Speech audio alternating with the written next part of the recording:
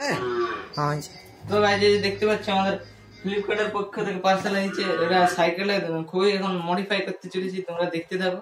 এবারে তোমাদের সারপ্রাইজ, এটা পরে কেমন হয়। একটা পার্সেল আর আসবে পরে, দিকটা থেকে খুলি।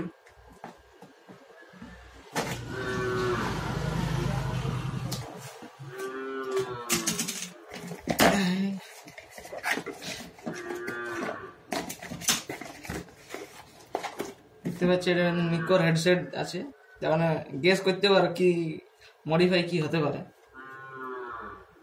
দেখা যাচ্ছে তোমাদেরকে হেডসেটটা।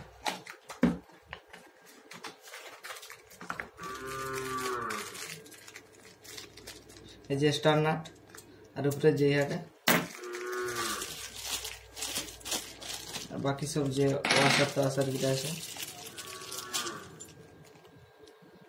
বল বেয়ারিং সব কিছু অল টোটাল দেখতে পাচ্ছ।